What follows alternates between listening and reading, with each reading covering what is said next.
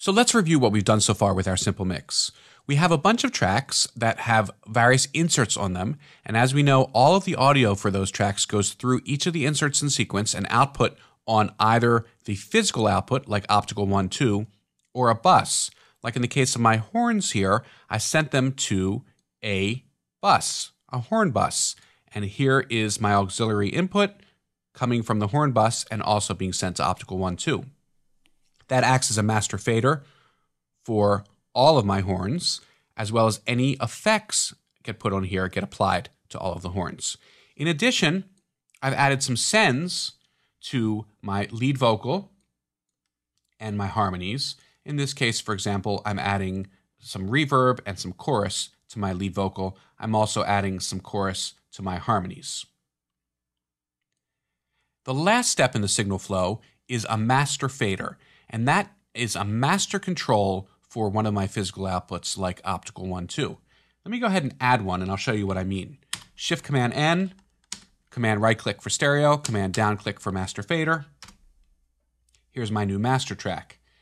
Let's go ahead and look at the master track. You'll notice the master track has no input. It simply has the output. And this is the control, the master control for the output optical 1, 2. Anything that's going to optical 1, 2 comes through this master fader before it leaves Pro Tools.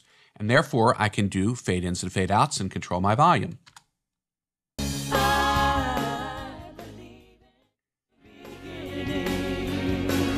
Now, of course, I could fade in and fade out every single one of these faders, but that's kind of silly. If I have all of my levels set the way I want them, this now acts as a master control. I can also add effects to the output before it leaves the system. For example, I can add a limiter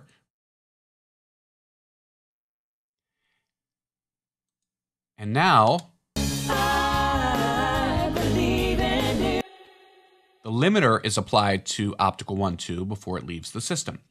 There's no panner for a master track. It simply takes the output however I've panned them on the various tracks, processes them through any inserts, and out the master output. You'll notice there are no sends either. It doesn't make sense to send the master output somewhere before it leaves the system, since this is the last step before it leaves the system.